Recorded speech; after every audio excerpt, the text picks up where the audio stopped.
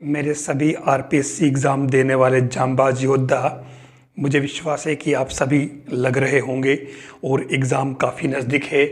आज मैं आपके सामने ये क्लास 12th की जो मैथमेटिक्स है भाग 2, भाग 1 में आप तक पहले पहुंचा चुका हूं। ये भाग 2 है और भाग 2 में से बुक में से कहाँ कहाँ से क्या क्या चीज़ें पढ़नी चाहिए आपको, मैं वो आपको खास बताना चाहूँगा। सवाल मैं सब करवा चुका हूँ पहले आपको, लेकिन फिर भी मैं कहाँ कहाँ से क्या क्या चीज़ें पहले अपने को ध्यान रखनी है। तो क्योंकि फर्स्ट पार्ट में पहले वाला करवा चुका हूँ, ये सेकेंड पार्ट है, दोनों मिला के करता, लेकिन क्या उसके अंदर वीडियो बहुत बड़ा बन रहा था तो मैंने उसको अलग अलग पार्ट कर दिया ताकि थोड़ा ईजी रहे आपके लिए भी। तो लीजिए अब स्टार्ट करते हैं। गणित सेकेंड 12th क्लास की मैथमेटिक्स है ये, और इसके अंदर अपन कहाँ कहाँ से क्या क्या चीज़ें हमें ध्यान में रखनी है, कहाँ कहाँ से कौन कौन से फॉर्मूले हैं, वो सब ध्यान में रखते हुए अपने को आगे बढ़ना होगा। अगर आपको ये वीडियो अच्छा लगे तो आप लाइक ज़रूर कर लें और आप इसको शेयर भी करें साथियों को, और टेलीग्राम चैनल को भी ज्वाइन करें। ये जो आपका CMPSC चैनल है इसको भी आप सब्सक्राइब कर लें, ठीक है। भाग 2 के अंदर जो मेन पार्ट है वो क्या क्या है, सबसे पहले ये स्टार्ट होता है इंटीग्रेशन से, ठीक है। और इंटीग्रेशन इसके अंदर आपको पता है कि इसमें किस किस तरह के क्वेश्चन है।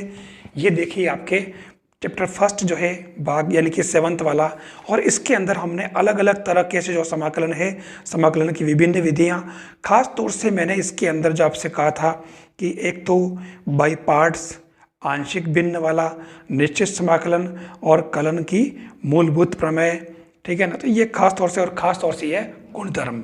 मैं सबसे पहले इसके अंदर स्टार्ट करता हूँ। आपको जो जनरल जानकारी होनी चाहिए, वास्तव में समाकलन को अवकलन के व्युत्क्रम के रूप में माना जाता है, ठीक है ना। अवकलन का मतलब जो है, अगर आप व्युत्क्रम करें तो वो समाकलन हो जाएगा। तो इसके अंदर जो जनरल चीज़ें हैं, सबसे पहले बात तो मैं बात करूं, ये देख लीजिए ये फॉर्मूले, ये सारे फॉर्मूले आप अच्छे तरीके से जानते हैं। पहले इनको d/dx के रूप में लिखा है और इसी को वापस समाकलन के रूप में लिखा है।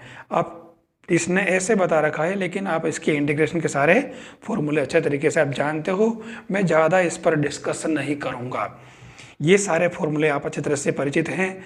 लेकिन इसके अंदर खास तौर से जैसे ये साइन इनवर्स x का हुआ, ठीक है ना, कॉस इनवर्स दोनों सेम ही होते हैं, टेन इनवर्स कॉट इनवर्स दोनों का सेम ही होते हैं, खाली प्लस माइनस का फ़र्क होता है। ऐसे ही ये सेक इनवर्स वाला भी आप ध्यान में रखें। एक ये a⁴x dx, इसका इंटीग्रेशन आप ज़रूर ध्यान में रखें। ये कुछ जो ज़रूरी फॉर्मूले हैं वो आपको ध्यान में रखने। इसके बाद मैं बात करूँगा डायरेक्ट में मुख्य जो बातें हैं उस पर आऊँगा बिना किसी औपचारिकता के। जैसे ये 7.1 जो है, इसके अंदर जनरल फॉर्मूले कैसे यूज़ किए जाएं वैसे क्वेश्चन है, तो ये आप सभी जानते हैं। अब क्वेश्चन जैसे देखिए, ये 22वां question, d/dx fx equal to 4x³ minus 3x4, जिसमें f2 इक्वल टू 0 है, तो आपके fx क्या होगा। ऐसे क्वेश्चन जब ये करता है तो हम कंफ्यूज हो जाते हैं। d/dx का मतलब क्या होगा, ये वास्तव में f' है, ठीक है। वास्तव में ये हुआ क्या, ये जो है आपके f' हैं, तो आपको इसका इंटीग्रेशन करना पड़ेगा। मतलब इसने f' दे रखा है आपके 4x³ माइनस 3/x4। आप इसका इंटीग्रेशन करते हैं तो आपके क्या आ जाएगा, fx, ठीक है। और जैसे ही इंटीग्रेशन करेंगे तो एक नया फंक्शन आएगा और प्लस आपके कांस्टेंट आएगा। इस कांस्टेंट की वैल्यू निकालने के लिए इसने f2 दे रखा है, तो इससे आप आराम से निकाल सकते हो। ऐसे क्वेश्चन जब थोड़ा चेंज करता है तो आपको ध्यान रखना होगा। फिर हम चलते हैं डायरेक्ट जो एक्सरसाइज है।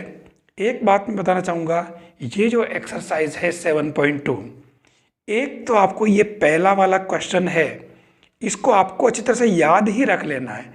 जब कभी ऐसा आए तो आपको क्या करना होगा, ये जो है, हालांकि मैं करा चुका हूँ,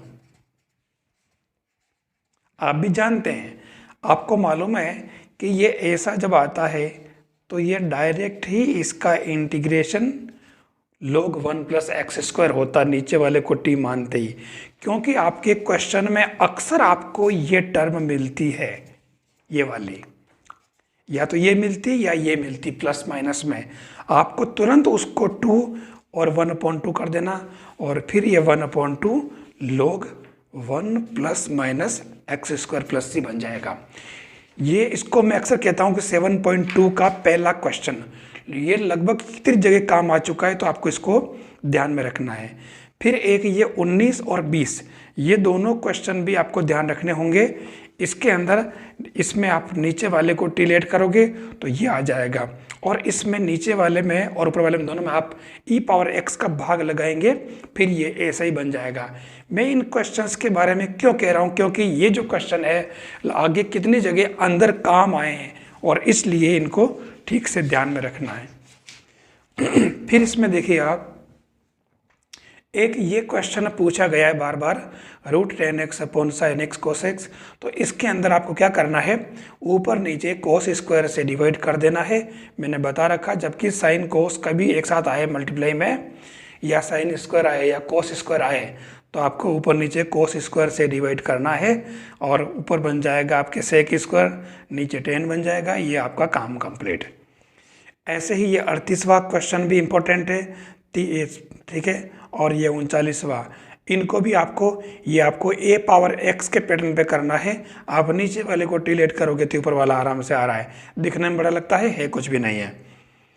ये भी ऐसे ही sin स्क्वायर cos स्क्वायर नीचे हैं, तो आपको क्या करना, ऊपर इसको क्या बनाना है, ऊपर आपको बना देना है sin square plus cos square x, और फिर ये नीचे आ जाएगा, इनको सेपरेट कर देना, तो ये sec square plus cos square बनेगा, और उसका इंटीग्रेशन आपको डायरेक्ट मिल जाएगा।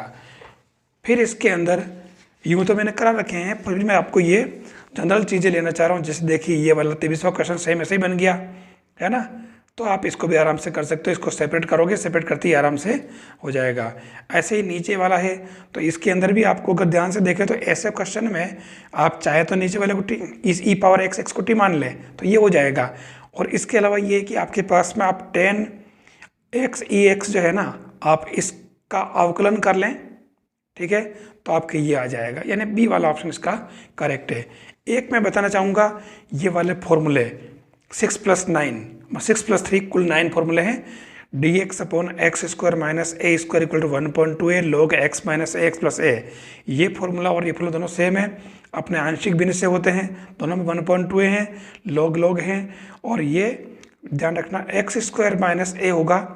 ये देख लिए a इसके अंदर माइनस में आ रहा है ना, तो ये a माइनस में, जबकि इसमें a माइनस में नहीं है, प्लस में आ रहा है। ऐसे ही ये tan इनवर्स का हो जाएगा, ये आपके log x plus √x plus minus x हो जाएगा। ऐसे दो होंगे, ये प्लस वाला भी है, ठीक है, तो ये भी आप कर लेंगे, ठीक है। फिर 5वां 6ठा, ये दोनों ही आपको फॉर्मूले चित्र से याद कर लेने हैं। ये साइन इनवर्स x का है, और ये log x plus √x square plus a square. इसके बारे में मैं थोड़ा आपको बताना चाहूँगा, अगर इसको आप ठीक से देखें, ठीक है, कैसे इसका आप अवकलन करें, फॉर्मूला अगर बोलते हैं ना, तो ये क्या बनेगा, 1/x plus √x square plus a square dot, फिर x का 1 प्लस ये हो जाएगा 1/2 √x square plus a square, और ये x रूट के अंदर कवर करेंगे तो ये 2x। अब आप ध्यान से देखें, 2 से 2 कैंसिल, तो ये आपके क्या बन गया, x plus x square plus a square, और ये आपके लघुत्तम लेंगे अगर, ठीक है, तो ये बन जाएगा, और x square plus a square का रूट ये कैंसिल, तो आप देखो ये क्या बना आपके 1/x square plus a square का रूट। ये यही तो टर्म है, आप देख लो, इसका आपने मतलब जो आंसर था उसका अवकलन करके लिया है, इसका ये आंसर हो जाएगा इंटीग्रेशन में, ठीक है।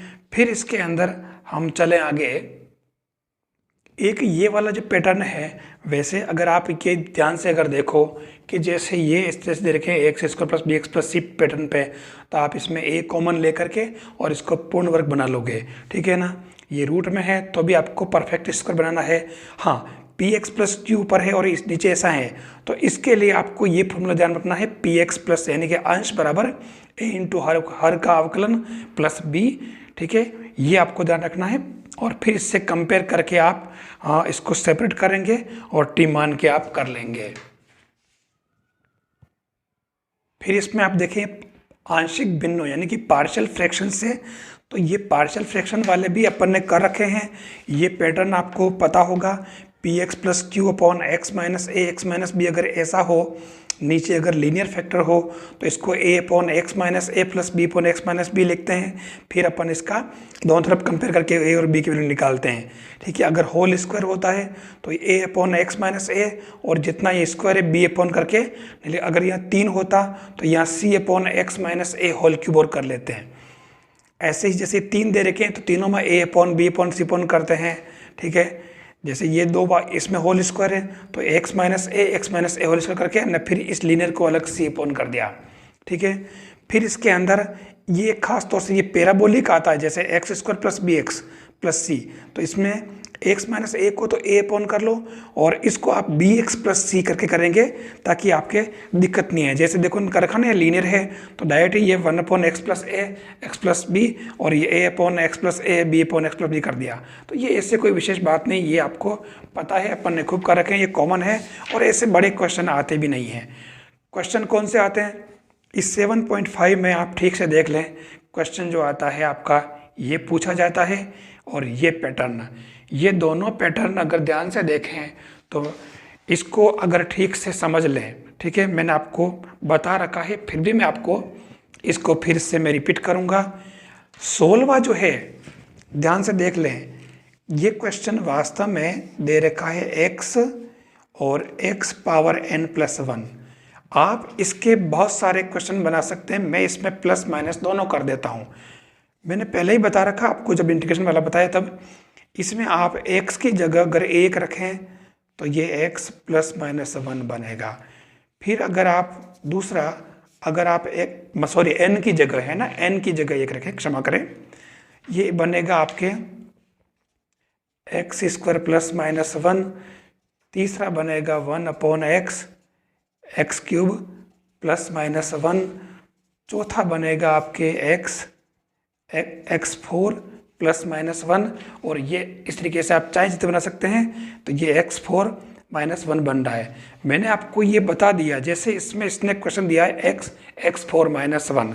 ठीक है, तो इसको मैंने क्या तरीका बताया, अलग अलग पार्शियल फ्रैक्शन बदलने की जरूरत नहीं है, लंबा चौड़ा करने की जरूरत नहीं है। आपके x ये हैं और x4 माइनस 1 है, तो आप इसमें से x4 कॉमन ले लें तो क्या आ जाएगा 5, 1 माइनस 1 अपॉन x4 dx। अब आप 1 माइनस 1 अपॉन x4 को आप t ले लें तो ये क्या आ जाएगा, प्लस का जो भी आएगा 4 अपॉन x5 dx dt। लीजिए आपके ये dx अपॉन ये क्या बन गया, आपके 4 तो अलग हो जाएगा नीचे, 1 अपॉन 4 और dt अपॉन t बन गया। देखो ये कुछ भी नहीं बचा, बस log t हुआ और t की जगह आप ये वैल्यू पुट कर दें, आपके ये एग्जैक्ट जो आंसर चाहिए वो आ जाएगा। ठीक है, कोई विशेष बात नहीं है, आप आराम से इसको भी कर लेंगे। ये एक विशेष पैटर्न था 16वें का और 20वां। देख लीजिए मैंने इसको कितना ऑब्जर्व किया है, ये इसी का एक विशेष पार्ट है। आप इसके अंदर चाहे जितने क्वेश्चन बना सकते हो आप, n की वैल्यू अलग अलग पुट करके इस तरीके से। फिर चलते अपन पार्शियल फ्रैक्शन खंडशः समाकलन।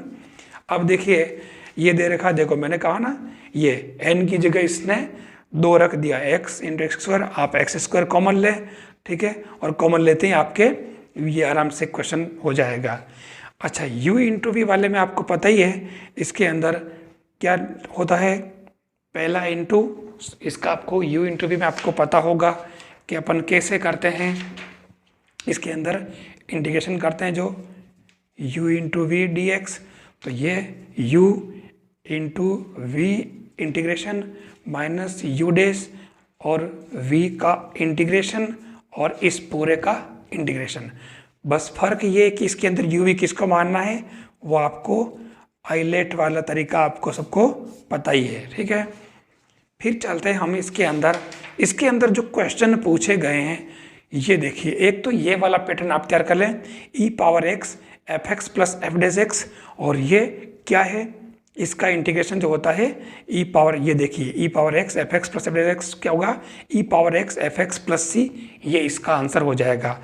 अब ध्यान से अगर देखें तो ये ई पावर एक्स, ये आपके एफ एक्स है और ये आपके एफ डेज एक्स है, इसका अवकलन ये है, तो आंसर क्या बन जाएगा, ई पावर एक्स बाहर, और यह एफ एक्स क्या बन जाएगा, टेन इनवर्स एक्स। तो ये देख लीजिए पहले वाले का आंसर ई एक्स टेन इनवर्स एक्स बनेगा। ये देख लीजिए ई एक्स टेन इनवर्स एक्स, ठीक है।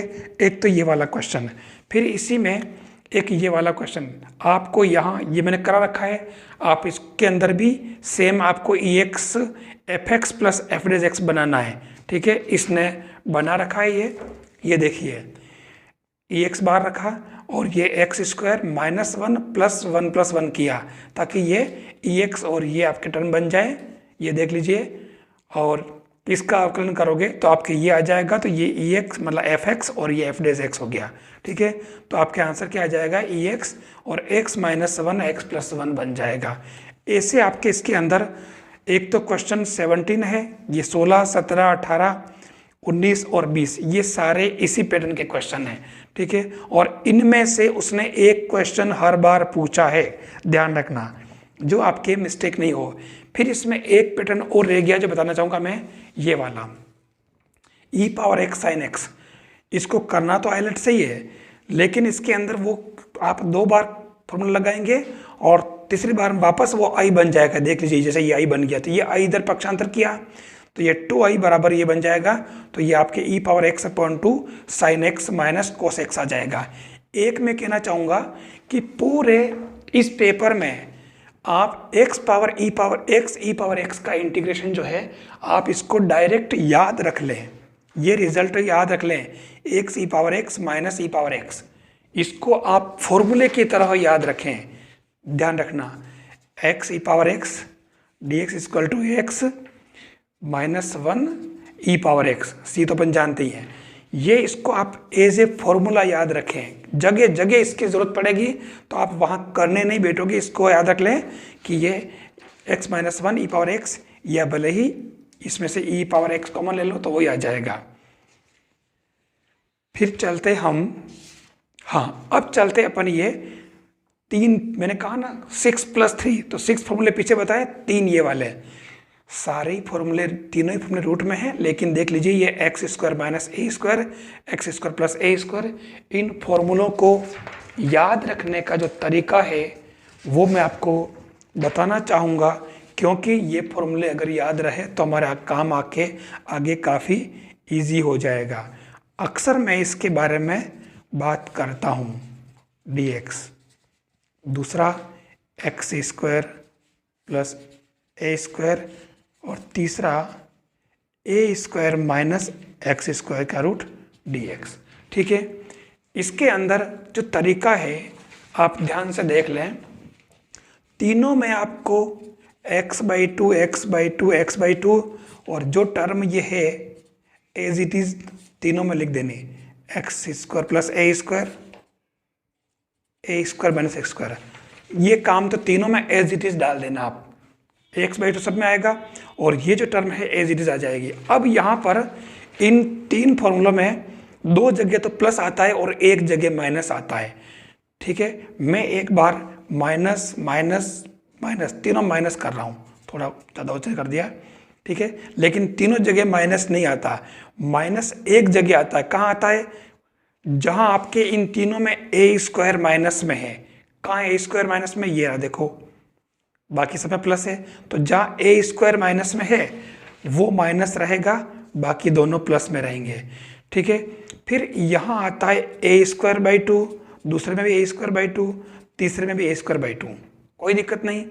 अब ये जो टर्म है x square minus a square और x square plus a square, इन दोनों में मैंने आपको अभी अभी एक चीज़ बताई है, ये वाली बात 1/x square plus a square root, वास्तव में ये क्या था आपके, ये आपके ये टर्म थी, ठीक है ना, इंटीग्रेशन नहीं किया था अपन इसका, ये चीज़।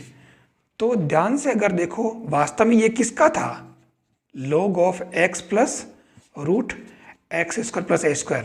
तो आपको ये टर्म यूं के यूं आपको यहां डाल देनी है, log of x plus root x square minus a square बंद। ऐसे ही यहां पर भी log of as it is x plus, और ये प्लस वाला तो यहाँ प्लस आ जाएगा। ये आपके ए स्क्वायर माइनस स्क्वायर है, तो यहाँ आपको साइन इनवर्स x अपॉन ए लिखना है, क्योंकि आपको मालूम है कि ये जब 1 में होता है तो इसका साइन इनवर्स x अपॉन ए होता है। ऐसे आप इन तीनों फॉर्मूलों को याद रखें, बाकी सब एज इट इज है, इसके अंदर सारे फॉर्मूले याद होंगे तो आप आराम से सवाल कर लेंगे। हम चलते हैं निश्चित समाकलन के अंदर। निश्चित समाकलन के अंदर जो चीज़ें हैं, खास तौर से मैं आपको, वैसे ये वाले क्वेश्चन जनरल है, आप कर लेंगे, कोई विशेष बात नहीं। एक ये क्वेश्चन इसके अंदर इम्पोर्टेंट है, जो आप ठीक से इसको कर लेना। इसमें से आप एक्स क्यूब जो है कॉमन ले लेना, ठीक है, उसके बाद ही हो जाएगा ये वाला और ये वाला दोनों, ठीक है। ये दो क्या दे रखा कि f x equal to 0 to x t sine t d t, तो एफ डेज एक्स क्या होगा मैं आपको बता दूं। यहाँ इसका समाकलन करके t के रेस्पेक्ट और फिर आप x रखेंगे, जो आएगा उसका फिर से आप एफ डेज एक्स निकालेंगे, अवकलन करेंगे, तो आपके ये x cos x आ जाएगा। मतलब कोई ये इसमें जो भी है इसमें से एक आ जाएगा, आपको कोई दिक्कत नहीं, आप कर सकते हो, ठीक है। तो मतलब वापस यही टर्म आ जाएगी इसके अंदर, इन दोनों में से एक करेक्ट है। फिर मैं बात करूँगा ये जो प्रॉपर्टीज़ हैं, P0 प्रॉपर्टी क्या कह रही है, a to b f x d equal to a to b f t d t. P1 कह रही है a to b f x equal to minus b to a f x d x. ध्यान देना है ना, अपन reverse करते हैं तो माइनस हो जाता है। P2 a to b f x, इसको अपन टुकड़ों में तोड़ सकते हैं, a से c प्लस c से b। ये वही तरीका है जैसे कि मान लो जयपुर से उदयपुर, जयपुर से उदयपुर है, ठीक है, तो जयपुर से अजमेर, अजमेर से राजसमंद, राजसमंद से उदयपुर, मतलब आप कितने टुकड़ों में इसको ब्रेक कर सकते हो। फिर सबसे खास बात property P3 property a to b f x d x है, तो आपको a plus b minus x कर देना है। हम जगह जगह इस प्रॉपर्टी का यूज़ करके काम करेंगे, सवाल हमारे इसी से होंगे। P4 प्रॉपर्टी क्या है, इसी P3 की स्पेशल केस से ध्यान रखना, 0 से a, तो ये 0 से a माइनस एक्स कर देना। फिर P5 प्रॉपर्टी, मैं आपको बताना चाहूँगा कि सारे क्वेश्चन P3, P4, P5 पर पूछे गए हैं ज़्यादातर, ठीक है, आपको इनको ठीक से कर लेना है। तो इसके अंदर P5 क्या है, 0 से 2a F x d x, तो 0 से a एफ एक्स प्लस 0 से a F 2a minus x कर देना है, ठीक है। फिर ऐसे ही एक ये 0 से 2a F x d x, तो 2 इंटू 0 से एफ एक्स डी एक्स, कब, जब f 2a minus x equal to f x होगा, ठीक है। और अगर f 2a minus x equal to minus f x आ जाए विषम फलन की तरह, तो इसका आंसर 0 हो जाएगा, ठीक है। फिर P7 प्रॉपर्टी इसके जैसी ही है, माइनस a से a F x d x, तो आप डबल करके 0 से a कर लें एफ एक्स डी एक्स, कब, जब सम फलन हो f minus x equal to f x. और अगर माइनस a से a ये अगर विषम फलन है तो इसकी वैल्यू 0 हो जाएगी। जगह जगह इस चीज़ का यूज़ हुआ है, ध्यान रखना। फिर हम चलते हैं, सब प्रॉपर्टी प्रूफ कर रखी है, कोई विशेष बात नहीं है। अच्छा, एक जैसे ये मोड में दे दिया, ऐसे क्वेश्चन का करने के लिए क्या तरीका आप क्या जानते हो, मैंने बता रखा है, ठीक है। मैं आपको फिर से इसको बता देना चाहूँगा कैसे। एक्स क्यूब माइनस एक्स, इसको आप 0 कर दें। 0 कर लेने के बाद में आप इसके गुणनखंड करें तो क्या बनेगा, एक्स स्क्वायर माइनस 1 0, तो एक्स इक्वल टू 0 माइनस 1 1। अब आप संख्या रेखा बना लें, मालूम है प्लस इन्फिनिटिव माइनस इन्फिनिटिव, इसमें ये माइनस 1 0 और 1, ठीक है। आपको मैंने बता रखा है, फिर से बता रहा हूँ, प्लस माइनस, ठीक है। यानी आपके माइनस अनंत से माइनस 1 तक ये फलन माइनस में रहेगा। आपका फलन जो ये -1 से 2 तक है, तो -1 से 2 कहाँ है, कहीं ना कहीं 2 यहाँ आएगा, ठीक है। तो आप देख लें कि ये कैसे बटा, -1 से 0 तक तो प्लस रहेगा, फिर वापस प्लस, और 0 से -1 में ये माइनस में रहेगा, और प्लस ठीक है, 1 से 2 में वापस ये 1 से 2 में ये क्या हो जाएगा, प्लस। ठीक है, ये तरीका आपको ध्यान रखना है, बिल्कुल सिंपल, मेरे हिसाब से आपको समझ में आ गया होगा। ठीक है, और ये क्वेश्चन इंपॉर्टेंट भी है, 11/4 इसके आंसर आ रहे हैं। ठीक है, फिर इसमें ये कुछ क्वेश्चन है खास जो ध्यान रखें, ये क्वेश्चन अक्सर पूछा गया है 0 से पाई x sin x अपन 1 + cos स्क्वायर x। ठीक है, इसमें आप P3 प्रॉपर्टी लगा लें, P4 का हो, क्योंकि 0 से पाई है, P4 जो P3 का स्पेशल केस है, तो आप ये लगा लें। तो इसके अंदर आप ये लगाते ही आपके ये जो है x कैंसिल हो जाएगा, x रिमूव हो जाएगा, और उसके बाद में इजी में हो रहा है ये π²/4 इसके आंसर आ रहे हैं। यहाँ ध्यान से देखें तो ये -a से a विषम फलन है, क्लियर देखो विषम फलन है, और इसलिए इसका आंसर 0 होगा या = 0। अब ऐसे क्वेश्चन 0 से π/4, π/2 ऐसे क्वेश्चन जब आते हैं, मैंने बता रखा आपको cos 4 से ऊपर नीचे डिवाइड करना है। ठीक है, तो इसका आंसर आपके π/4 आएगा। ऐसे ही ये भी क्वेश्चन इंपॉर्टेंट है, ध्यान रखना। एक ये log sin x वाला मैंने आपको बता रखा है, और इसका आपको डायरेक्ट एक सर्वसमीका की तरह आंसर याद रखें, -π/2 log 2, इसका भी याद रखें। और इसकी जगह अगर log cos x आए तो उसका भी आंसर यही है। ठीक है, फिर यहाँ आप ध्यान से देखें, 1 से लेकर के और 4 तक सभी के आंसर π/4 है। ठीक है, P4 प्रॉपर्टी लगाने से। फिर ये क्वेश्चन मैंने आपको अच्छे तरीके से करा रखे हैं, आपको पता है। जैसे ये आ गया x + 2, तो मैंने आपको बता रखा है, क्या बता रखा है, ये आपके x एक्सिस, ठीक है, और x + 2, तो मैंने कहा था x = -2 कहाँ होगा, यहाँ होगा। आप यहाँ से इस तरीके से कर्व बना लें। ठीक है, और उसके बाद में आपको क्या करना, ये तो हो जाएगा y = प्लस का x + 2, और ये वाला हो जाएगा y = माइनस का x + 2। अब आपके लिमिट -5 से 5, तो ये -5, ये 5, ये एक त्रिभुज बन गया, ये एक त्रिभुज बन गया। इसका आधार और ऊंचाई निकाल लें, आधार ऊंचाई निकाल लें, और 1/2 आधार इंटू ऊंचाई करके कर लें, ये सभी हो जाएंगे। ऐसे ही छठा वाला भी मैंने बता रखा आपको ऐसे। ठीक है, ये क्वेश्चन आप आराम से कर सकते हैं। ये देखिए, इसमें अच्छे क्वेश्चन है, पूछ रखे हैं 20वां, 21वां, ये 21वां ध्यान रखना। इसका C वाला ऑप्शन है 0, ये एक विषम फलन है, ये भी विषम फलन है, इसका भी 0 आंसर है, ध्यान रखना। ठीक है, तो ये इस तरीके से आप इसमें क्वेश्चन कर सकते हैं। एक ये 10वां क्वेश्चन, ये 10वां क्वेश्चन जो डायरेक्ट इसका आंसर जो है ये वाला है -π/2 log 2, ध्यान देना। ठीक है, सेम टर्म में ये आगे जा कर के ये इसी में कन्वर्ट हो रहा है। ठीक है, फिर इसके अंदर एक ये जो है 19वां क्वेश्चन देखें आप, ये एक फॉर्मूला है 0 to a fx gx dx = 2 × 0 to a fx dx। ठीक है, और यदि f और g को fx = fa - x लिखा जाए, तो ये gx + ga - x की वैल्यू 4 होगी। एक फॉर्मूले की तरह इसको आपको ध्यान में रखना है। फिर चलते हैं हम, एक ये क्वेश्चन भी इंपॉर्टेंट है, x dx/a² cos² + b² sin², तो इसका आंसर आपके तरीका वही है, π² भी आंसर इसका। ऐसे क्वेश्चन आपको ध्यान में रखने हैं। फिर चलते हैं हम, बस बाकी सारे क्वेश्चन लगभग ऐसे ही हैं। एक कुछ क्वेश्चन जैसे इसके अंदर ये हुआ, ये वाला थोड़ा सा देख लेना, ये विषम फलन है, क्लियर दिख रहा है। ठीक है, इसके अलावा ये 41वां क्वेश्चन जो है, आप उल्टा करके देखें, इसको आप इंटीग्रेशन करने नहीं बैठे, आप इसमें इनमें से किसी का अवकलन करके देख लें, जो आपको मिल जाएगा। फिर एक ये 43, fa + b - x = fx, तो a से b x fx dx क्या होगा, ध्यान रखना। ऐसे में x fx आता है, तो उस केस में आपके ये जो इसके अंदर ये आंसर हो जाएगा, इसका C इसका आंसर है, थोड़ा सा आप ध्यान रख लेना। ठीक है, कोई विशेष बात नहीं है। चलिए, ये दोनों क्वेश्चन बहुत इंपॉर्टेंट है, ध्यान रखना। 43 और 44 इसको आप ठीक से कर लें। दोनों क्वेश्चंस को मैंने इंटीग्रेशन वाले पार्ट में करा रखा है, इसलिए मैं टाइम नहीं दूंगा आप ज़्यादा।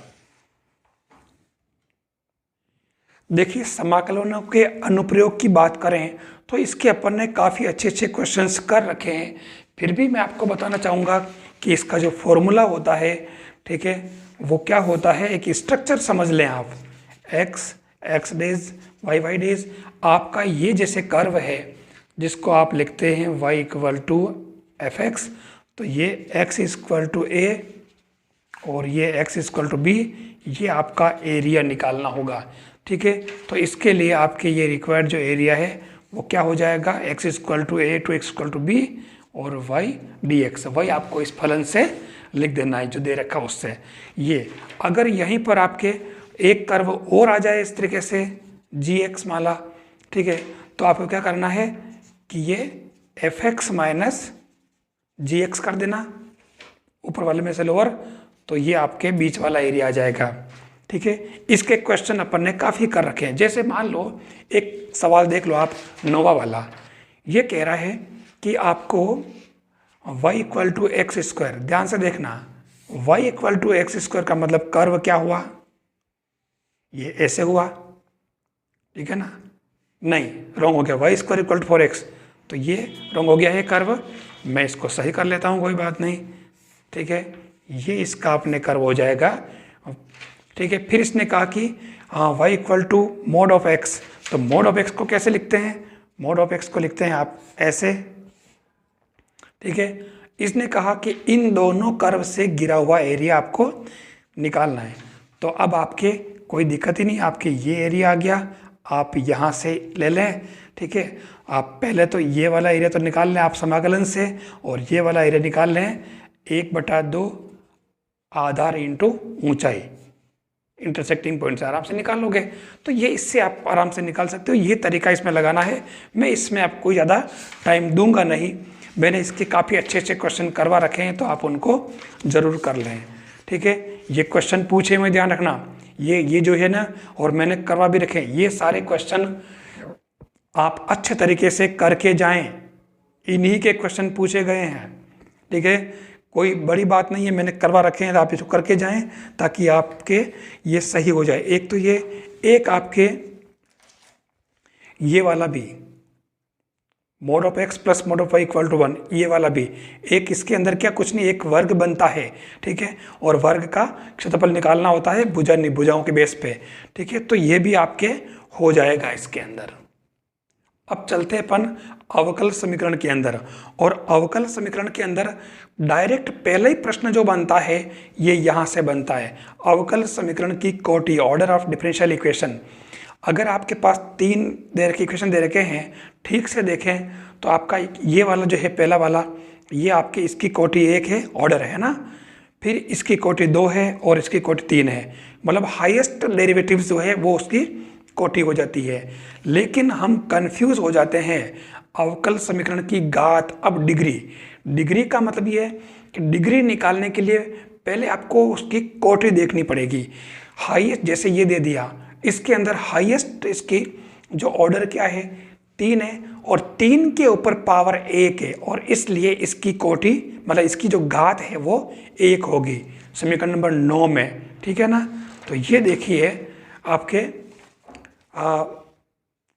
इसने 9 में से प्रत्येक की घात 1 है। ठीक है, यहाँ ध्यान से देख लें आप। फिर इसके अंदर देखें तो यहाँ पर आपके कोटि जो इसकी मतलब पहले ऑर्डर देख लें तो हाईएस्ट अवकलन कितना है, सिंगल अवकलन है, और उस पर कोटि 2 है, तो ये मतलब इसकी घात 2 हो जाएगी। ये कोटि तो ये अंदर वाली न, घात ये ऊपर वाली, ये कोटि 3 है और इसके ऊपर घात 1 है। तो हाईएस्ट कोटि जो होती है ऑर्डर, उसके ऊपर पावर देख लो तो वो हो जाएगी उसकी घात, और कोटि के बारे में समझ में आ गया। लेकिन यहाँ देखो आप, dy/dx plus sign dy/dx equal to 0, यहाँ पर साइन आ गया dy/dx में, तो इसकी जो कोटि है, कोटि तो आपके पास में इसकी है, ध्यान देना। ठीक है, समीकरण 11 में y डैश जो है आपका बहुपद नहीं है, ध्यान रखना, ये बहुपद नहीं दे रखा ही है। तो इसके लिए ध्यान रखना है आपको कि सबसे खास बात यह है कि इस प्रकार की जो है उनकी घात को अपन डिफाइन नहीं कर सकते हैं। मतलब ये इसकी जो पावर है ना, मतलब डिग्री घात को, जिसमें साइन आ गया तो इसकी घात डिफाइंड नहीं है। जैसे आप इसके अंदर देखें, ये देखिए यहाँ इसने पूछा कि इसकी घात बताइए, तो ये साइन आ रहा है, dy/dx पॉलिनोमियल में नहीं है। ठीक है ना, पॉलिनोमियल में, और इसलिए इसकी घात परिभाषित नहीं है। ठीक है, यहाँ इसने कोटि पूछी है, ऑर्डर। ठीक है। तो कोटि की कोई दिक्कत नहीं, हाईएस्ट अवकलज इसका 2 है तो ये हो गया।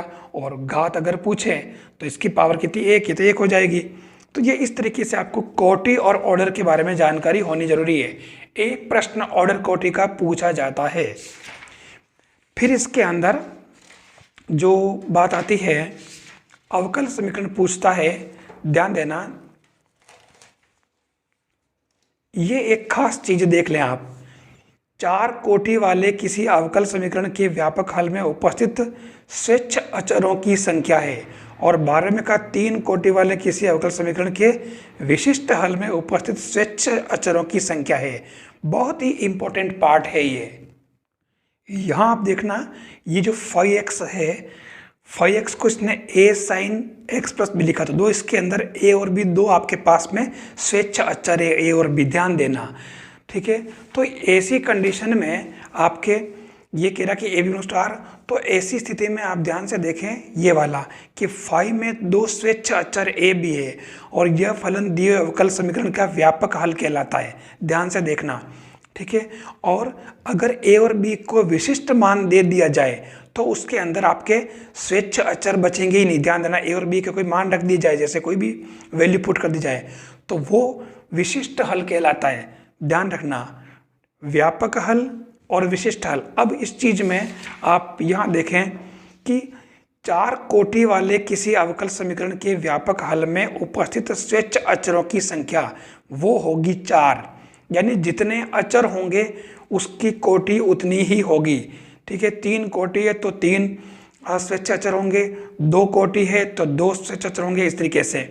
और यहाँ विशिष्ट हल पूछा है, तो विशिष्ट हल की बात करेंगे तो उसके अंदर स्वच्छ अचरों की संख्या 0 होगी। अपन ने अभी देख लिया, क्योंकि ए और बी के अपन ने कोई मान रख दिए, ये गलती मत करना, ठीक है ना। मैं इसलिए इसको बता रहा हूँ, सवाल सबको आते हैं, सब कर लेते हैं, ठीक है।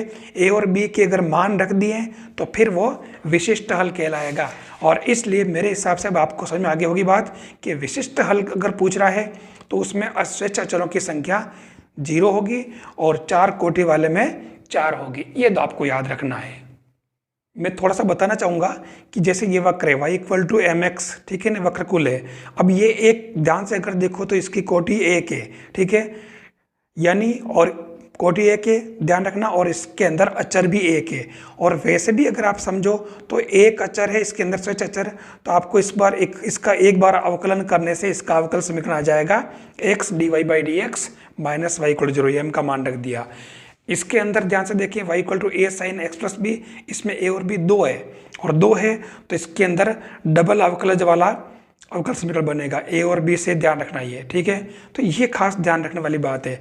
ऐसे ही दीर्घवृत्त कुल का पूछता है वो, तो ये आपने सब पहले कर रखे हैं, ये इस तरीके से, मैं ज़्यादा इस पर बात नहीं करूँगा, ये आपके पहले ही समझ में आ चुके हैं। जैसे इसके अंदर देख लीजिए यहाँ कि यहाँ व्यापक हल ये दे रखा है, इसमें 2 अचर है C1 C2, तो इसका अवकल समीकरण जो होगा वो आपके इसमें से डबल वाला, तो सारे डबल वाले हैं, कोई दिक्कत ही नहीं है।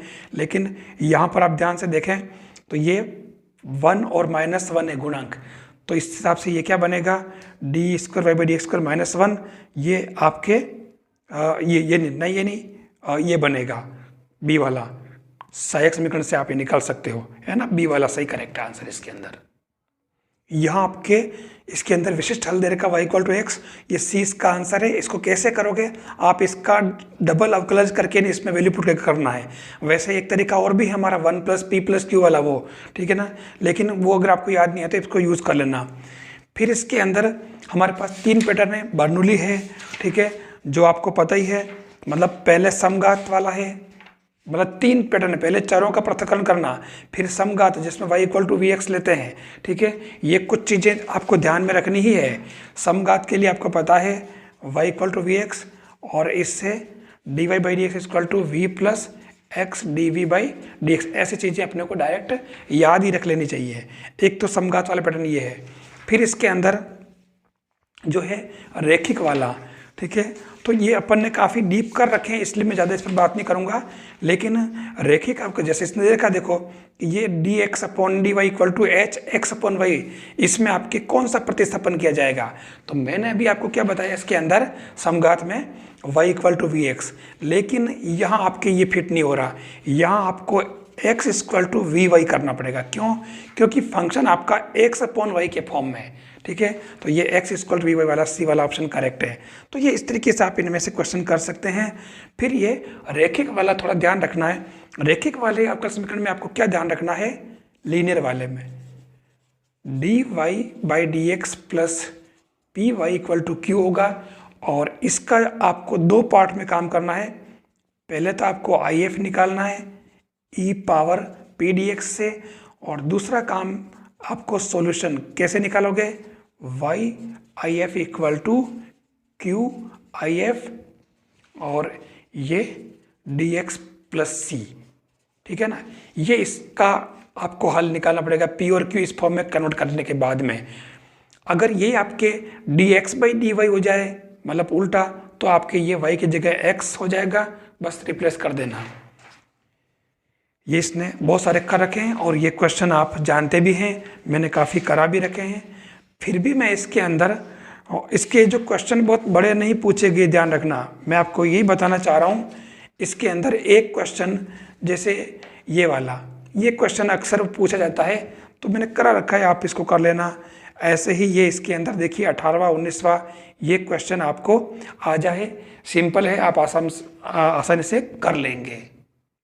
देखिए ये 3, 16, 17, 18 ये क्वेश्चन आप अच्छी तरह से कर लें, ज़्यादा मुश्किल नहीं है, तरीका बता रखा है, इन क्वेश्चंस को आपको नहीं छोड़ना है।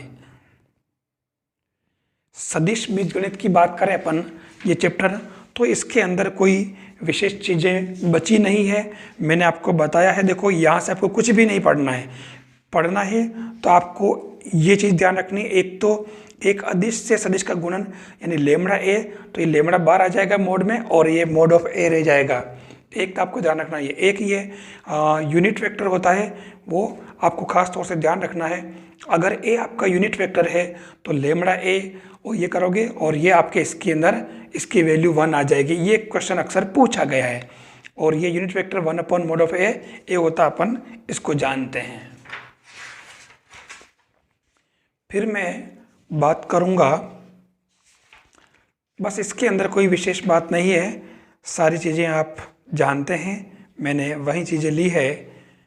एक इसके अंदर ये वाला टॉपिक जो अक्सर पूछ लेता है वो ये देखिए कि ये OP और OR ये A वेक्टर है, ठीक है, ये B वेक्टर है। अगर ये बाह्य विभाजन है, अगर ये अंत विभाजन है तो ये अंदर आ जाएगा, ठीक है। तो उस केस में अगर ये 2:1 में बांटता है, मतलब m/n में बांटता है, तो R इक्वल टू ये तरीका आपको ध्यान रखना है। ये अपन जानते हैं, पहले वाला ही है। वो क्या करता है, वो OR पूछता है, तो MB plus NA/m plus n से प्राप्त होता है। इसका एक सवाल पूछा गया है, इसलिए आप इसको ये डायग्राम आप ठीक से जो इस सेक्शन फॉर्मूला याद रख लें। ये OP OQ, ठीक है, और ये एक जो वेक्टर आपको ज्ञात करना है जो m/n बांटता है अंत विभाजन OR के कोऑर्डिनेट, तो R इक्वल टू अपने को वो 12 वाला तरीका बताया मैंने, वो आपको कर लेना है, जिसमें आपके ये OR equal to MB plus NA/m plus n आया हुआ है। ये क्वेश्चन पूछा गया है वेक्टर के अंदर, जो आप कर सकते हैं। एक ये 19वां क्वेश्चन बहुत ही प्यारा क्वेश्चन है, इसको आप ठीक से समझ लेना, कोई विशेष बात नहीं है, सब जानते हैं आप। फिर ये A.B B.A सब अपन कर लिए हैं, यहाँ कोई विशेष बात नहीं। फिर इसके अंदर बस ये सारी जनरल चीज़ें हैं इसके अंदर। एक ये कॉची स्क्वायर सब का ध्यान रखें, A.B मोड में less than mode of A mode of B होगा, ये भी आपको ध्यान में रखनी है। फिर इसके अंदर क्या बचा, हाँ एक ये देखिए आप 18वां क्वेश्चन, सीधे क्वेश्चन आते हैं और हमारा मिस्टेक हो जाती है। 18वां क्वेश्चन आपको करना है एक तो, फिर ये 11वां क्वेश्चन करना है कि A और B शून्यतर यानी नॉन जीरो वेक्टर हैं, तो A mode of AB plus mod of BA और mode of AB minus mode of BA पर लंब हैं। ये क्वेश्चन भी इम्पोर्टेंट है। और एक ये मैंने आपको करा रखे हैं, आप आराम से इनको भी कर सकते हैं, ठीक है। फिर ये 10वां क्वेश्चन जिसमें A दे रखा, वेक्टर B दे रखा है, C दे रखा है, ये कह रहा है कि A प्लस लेमड़ा B जो है वो C पर लंब है, तो लेमड़ा की वैल्यू क्या होगी, तो एक मैंने करा रखा है, ये आप वेक्टर वाले पार्ट में देख सकते हैं। फिर ये क्रॉस प्रोडक्ट के अंदर कोई दिक्कत नहीं है। समांतर चतुर्भुज क्षेत्रफल की बात करें तो आपको वेक्टर ए वेक्टर भी दे रखा है, तो आपको ए क्रॉस बी का मोड निकाल लेना है, ध्यान रखना ये मिस्टेक नहीं हो जाए, ठीक है। फिर इसके अंदर जनरल जो फॉर्मूले जैसे a cross b plus c equal to a cross b plus a cross, ये अपन जानते हैं, अपन ने कर लिए खूब, ठीक है। फिर इसके अंदर ये 11वां 12वां क्वेश्चन थोड़ा आप देख लें ठीक से, आप आराम से निकाल लेंगे, जनरल फॉर्मूले इसके अंदर काम आ रहे हैं। फिर इसके अंदर ये क्वेश्चन नंबर 28 और 29 ये भी आप इसको कर लें ताकि एग्ज़ाम में अगर पूछे तो आप कर सकें। फिर इसके अंदर एक ये 12वां जो क्वेश्चन देखिए आप, ए दे रखा वेक्टर बी दे रखा वेक्टर सी दे रखा है, ये कह रखा है कि ऐसा वेक्टर डी ज्ञात करना है जो ए और बी दोनों पर लंब है, ठीक है। तो वो डी वेक्टर जो होता है वो क्या होता है मैं आपको बता दूंगा फिर से, क्योंकि मैंने पहले बता रखा है तो मैं इसलिए इसको रिपीट तो नहीं करना चाह रहा था, पर फिर मैं कर देता हूँ कि जो आपका डी वेक्टर आएगा वो आपके आएगा लेमड़ा इंटू 1/2 लेमड़ा इंटू ए क्रॉस बी आ जाएगा, ठीक है ना। ये ऐसे मैंने बता रखा उसके अंदर है, तो आप इस मेथड से इसको कर लें, ये क्वेश्चन भी आपके हो जाएगा। ये क्वेश्चन आप जानते ही 18 और 19, इसमें कोई दिक्कत नहीं है, आराम से आप कर सकते हैं, मैंने करा भी रखे हैं, लेकिन इनको आप छोड़ नहीं सकते हैं। जो मैं बता रहा हूँ, अगर आप पे वीडियो अगर देख रहे हैं तो जिन के बारे में बता रहा हूँ आप कम से कम इन क्वेश्चंस को अच्छे तरीके से कर लें, इनमें कौन कौन से फॉर्मूले काम आ रहे हैं। त्रिविम ज्यामिति के अंदर आपको मालूम है, इसके अंदर अपन ने एलिमेंट के बारे में काफ़ी बात कर ली है। आपको एक तो ये जो ध्यान है कि L/A M/B N/C इक्वल होते हैं के मतलब L इक्वल टू मालूम है ना, जो रेशो पर निकालते हैं कैसे निकालते हैं, एक तो ये जैसे LMN की वैल्यू अपन को पता है, ये आप निकाल सकते हो, ABC आपके डायरेक्शन रेशो है और LMN डायरेक्शन कोसाइंस है किसी भी लाइन के, और इसमें L² plus M² N² equal to 1 होता है। ये थोड़ा इंपॉर्टेंट पार्ट है, इसको थोड़ा आप ठीक से देख लें। अब दो बिंदु को मिलाने वाली रेखा की दिक् कोसाइन कैसे निकालते हैं अपन, कोई विशेष बात नहीं है, x2 minus x1/PQ, y2 minus y1/PQ, z2 minus z1/PQ, ये इसके ABC के मान है, दिक् अनुपात, ठीक है। ध्यान देना जिसके जहाँ पर PQ आपके ये है, लेकिन क्षमा करें ये मतलब इनके भाग लगा ना दिक् कोसाइन है, जैसे ही अनुपात निकालोगे तो PQ कट जाएगा, तो खाली ये x2 minus x1 y2 minus y1 z2 minus z1 रह जाएगा बस खाली। तो ये आपको पता है, आप आराम से निकाल सकते हैं। फिर इसके अंदर रेखा का समीकरण आपको पता ही है, ये वाला r equal to lambda a into b, जो आपको पता है क्या रेखा का समीकरण है r equal to a plus lambda b. मालूम है कि ये तो वो बिंदु जिससे रेखा गुजर रही है, और बी वो बिंदु है जहाँ जिसके कोई सदिश है जिसके रेखा मतलब समांतर है। तो मैं आपको इसको बताना चाहूँगा कि अगर बिंदु 1 to 3 से गुजर रही, जैसे मान लो कोई रेखा दे रखी है x -1/3 y -2/4 और z -3/5 कर रखा है, ये एक रेखा कार्तीय रूप में। तो इसका सदिश समीकरण क्या होगा, ये इस रूप में ये आपके हो जाएगा i + 2j + 3k plus lambda into 3i + 4j + 5k, ये हो जाएगा, कुछ नहीं है।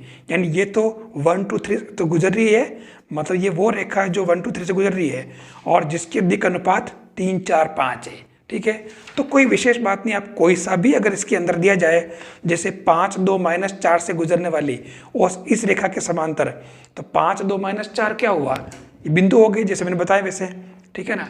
तो आप आराम से इसको भी कर सकते हो। कोई भी रेखा अगर दे रखी इसके अंदर तो आप उसको इस तरीके से कर लोगे, ठीक है। फिर इसके अंदर अगला, अगर दो बिंदुओं से जाने वाली रेखा का समीकरण A B, x1 y1 z1 x2 y2 z2, तो यहाँ हो जाएगा r equal to a plus lambda b minus a, ये लेमड़ा बी ही है, तो a तो आपके इसमें से कोई सा भी एक बिंदु ले लें आप, ठीक है, और b आपके b माइनस a, इसको आप माइनस में कर लें बस। ये देख लीजिए आप, वही x minus x one upon a, y minus y one upon b, z minus z upon c कर रखा है कार्तीय रूप में, दो दे रखे हैं, तो आप आराम से कर सकते हैं इसे, ठीक है ना। ये सब हो के अब जैसे मान लो ये कह रहा है कि ये रेखा है कि x plus 3/2, y minus 5/4, z plus 6/2, तो ये इसके अंदर आपको इसने सदिश समीकरण पूछा है, तो क्या है, कोई मुश्किल बात नहीं है। मैंने जो कहा था कि इसके बिंदु क्या है, -3 + 5 और -6, ये एक खास बात है, ध्यान से देख लेना। तो आपके रेखा का समीकरण क्या हो जाएगा, r = -3i + 5j -6k, ध्यान से देखना, plus lambda into 2 4 2, 2i + 4j + 2k। आ गया समझ में, ये इसका सदिश रूप हो गया। मतलब दोनों तरफ से आपको निकालना आना चाहिए। फिर दो रेखाओं के मध्य कोण, सीधी सीधी बात है, a1 a2 + b1 b2 + c1 c2 upon √a1² + b1² + c1² √a2² + b2 + c2, ये आपको इसका थीटा निकालना, दोनों रेखाओं के बीच का कोण। ध्यान से देखना, इसके अंदर ए का कोई रोल नहीं है। अपन जो लिखते हैं क्या, हमारे जो लाइन होती है ये वाली जो लाइन होती है, एक तो होती है r = a1 + लेमड़ा b1 और दूसरी होती है a2 + म्यू b2।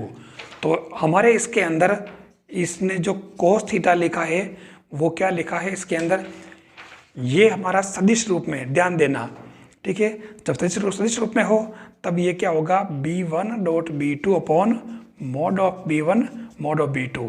अगर यही चीज आपके कार्तीय रूप में है, ध्यान से देखना, ठीक है, अगर ये कार्तीय रूप में हुई तो आप क्या करेंगे, कार्तीय रूप में कैसे होगी, कार्तीय रूप में ऐसे होगी, l ये x minus x1 upon a1, y minus y1 upon b1, z minus z1 upon c1, और l1 ये l2, x minus x2 upon a2, y minus y1 upon मतलब y2 upon p2, z minus z2 upon ये क्या हो जाएगा नीचे c2, ठीक है। तो कुछ नहीं करना, आपके ये जो कोस थीटा है वो क्या हुआ, a1 a2 plus b1 b2 plus c1 c2 root में ये दोनों जगह a1² plus b1² plus a2², मतलब और नीचे मतलब सिग्मा a1² और सिग्मा a2²। ये इसका तरीका है दो रेखाओं के बीच में, ठीक है। तो ये आप आराम से कर सकते हैं। इससे डायरेक्ट क्वेश्चन पूछा है, थोड़ा आप ध्यान रखना है, ठीक है। फिर इसके अंदर दो विषम तली रेखाओं के बीच की दूरी निकालने के लिए formula d b1 cross b2 a2 minus a1 dot में और नीचे b1 क्रॉस b2 है। ये इसका तरीका है, लेकिन आपको मैंने इसका एक तरीका दूसरा बता रखा है, आप उसको ठीक से देख लेना, जो बहुत इजी काम है। कार्तीय रूप में जब आए तो उसके लिए बहुत इजी काम मैंने उसके अंदर बता रखा है। कौन सा वाला मैं आपको अभी बता देता हूँ, ठीक है। जैसे आपके पास में दो रेखाएं कार्तीय रूप में है, ठीक है ना, तो आपको क्या करना है, मैं दोनों ही रेखाएं बता देता हूं। पहले आपको जो शॉर्टेस्ट डिस्टेंस जो निकालोगे आप, वो आपके हो जाएगी दोनों रेखाओं की SD = L और ये आपके α1 माइनस α2 प्लस m, क्षमा करें मैं इसको थोड़ा सही रख लेता हूं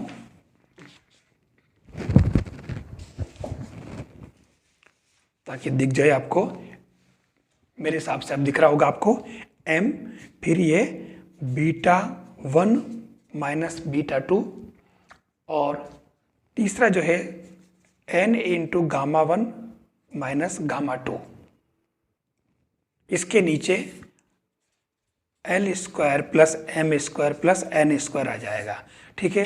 अब एलिमेंट कहाँ से लाएंगे, हमारी जो लाइन है वो है x माइनस α1 अपॉन क्या है L, जैसे ये कर लिया आपने L, ठीक है, और दूसरा y minus beta upon m, z minus gamma upon n।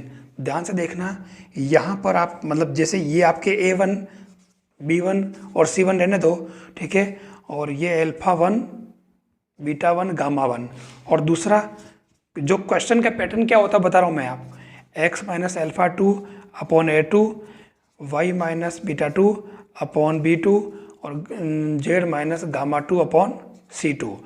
आपको इसके अंदर क्या करना है, ये सारी संख्याएं हैं, तो आपको जो लंब रेखा है शॉर्टर डिस्टेंस वाली, जो इनके बीच की होती है ना शॉर्टर डिस्टेंस वाली, इसके अगर आप LMN मान लें तो LMN मान लो अगर यहाँ है तो आपके पास दो इक्वेशन बनेगी, 4L plus 5M minus 3N बराबर 0, और दूसरा बन जाएगा 3L plus 4M minus 2N equal to 0। अब आप इससे LMN निकाल सकते हो आराम से, ठीक है। वो आपके यहाँ पुट कर देंगे, कोऑर्डिनेट आपके पास में ही दे रखे हैं ये, और ये नीचे इसको डाला, तो ये भी इसमें इजी हो जाएगा आपके।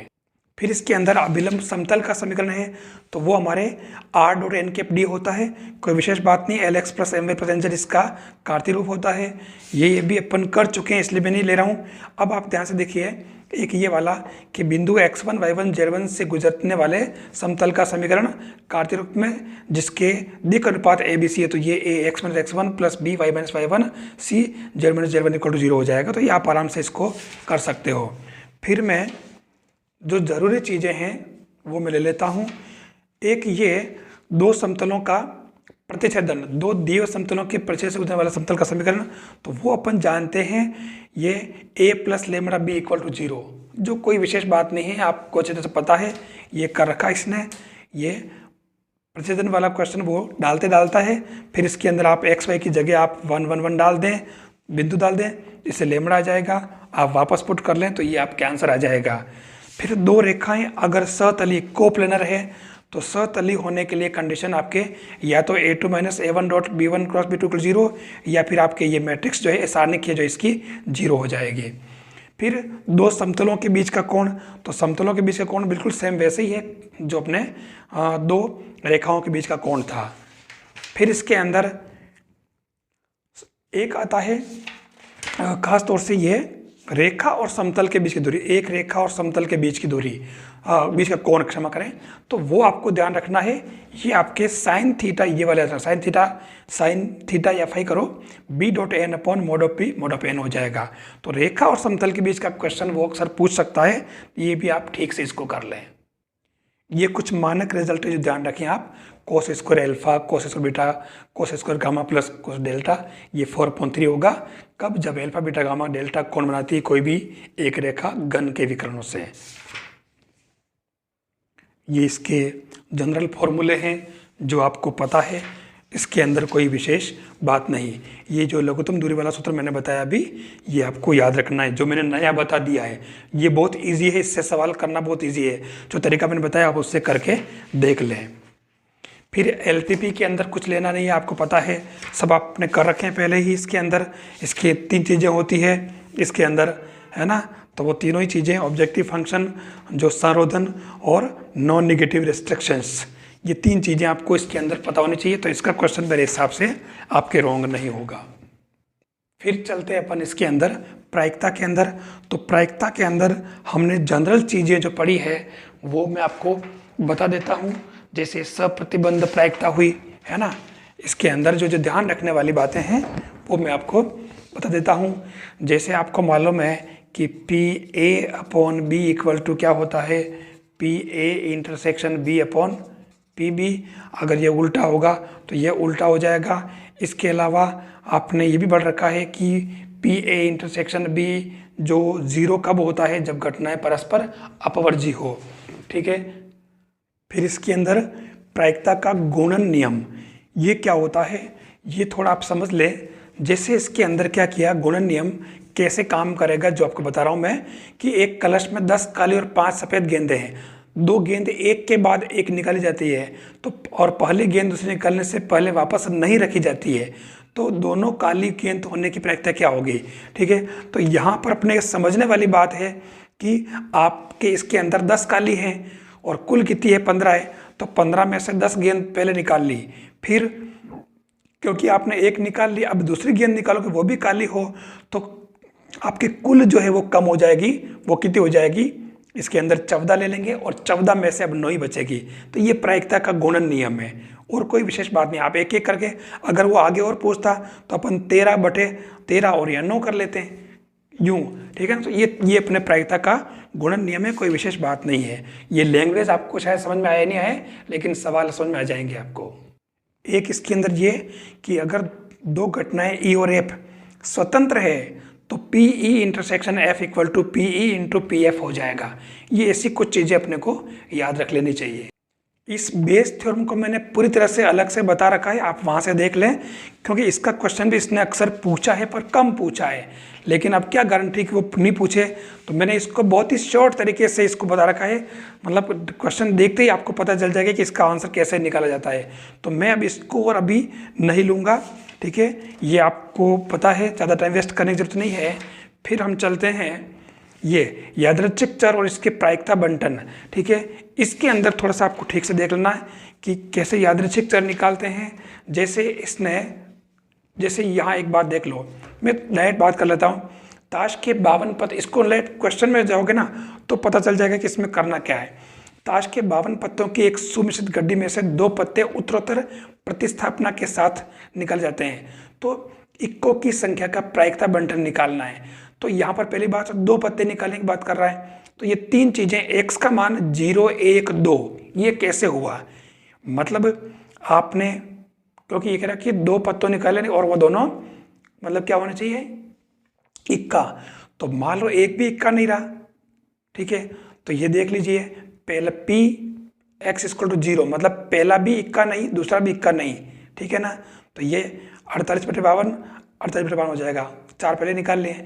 लेकिन हमारे पास में x = 1 में 2 कंडीशन बनेगी, पहला इक्का दूसरा इक्का नहीं, या फिर दूसरा इक्का पहला इक्का नहीं, मतलब वो।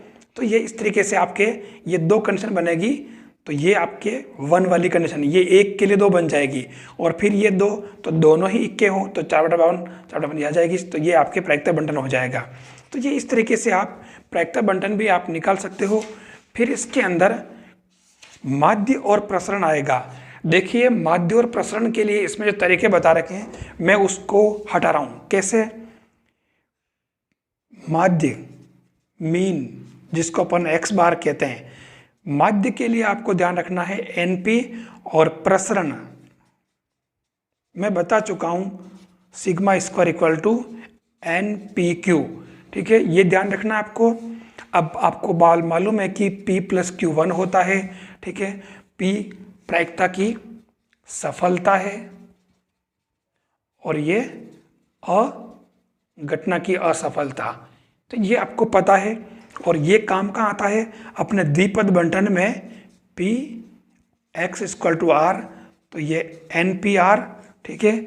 और इसके अंदर P और Q, ये आपको पता है। जो यहाँ है PR, सॉरी ये NCR है ना, क्षमा करें, R, और ये N-R, ये इसकी प्रायिकता बंटन का हमारा फॉर्मूला है। और इस पर इसने क्वेश्चन पूछा इसके अंदर।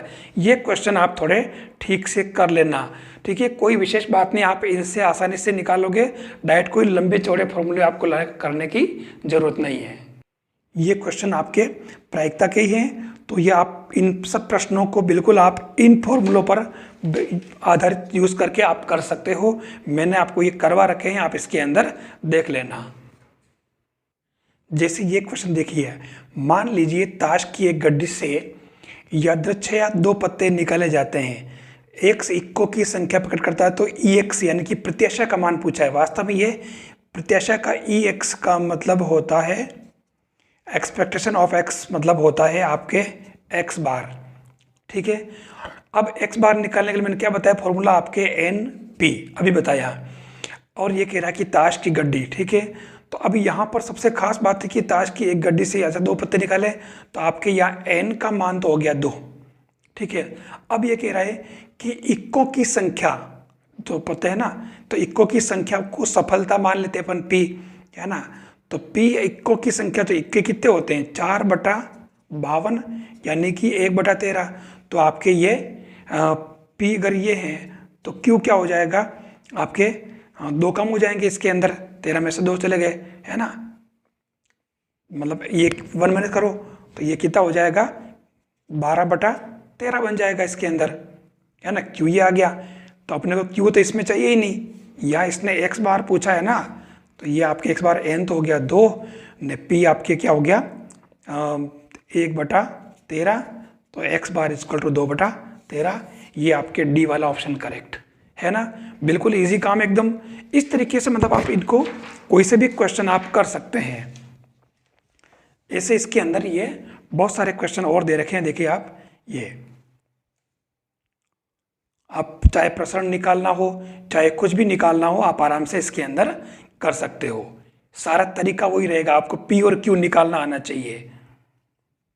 जैसे इसमें लिखा ना कि एक्स छक्कों को व्यक्त करता है, तो ये छक्के जो है हमारे सफलता हो गई। तो अब छक्के कौन कौन से नहीं है, कितने नहीं होंगे, वो अपने को अलग कर देने, तो वो क्यों हो जाएगा।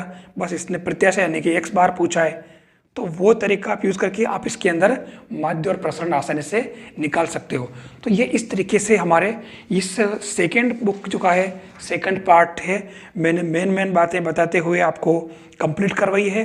कहाँ से क्या क्या पढ़ना है, मैं सारे क्वेश्चन तो नहीं करवा पाया, लेकिन मैं कहाँ से कौन कौन सी चीज़ें इंपॉर्टेंस रखती है, मैंने वो चीज़ें यहाँ पर लेकर के आपको बता दिए हैं। आप इसको करें, देखें, समझें। वीडियो अगर अच्छा लगे तो आप लाइक करें और शेयर भी करें साथियों को। साथ ही CMPC यूट्यूब चैनल को सब्सक्राइब करें और अपने साथियों को भी बताएं, आपको इसका पूरा फ़ायदा मिलेगा। थैंक्स।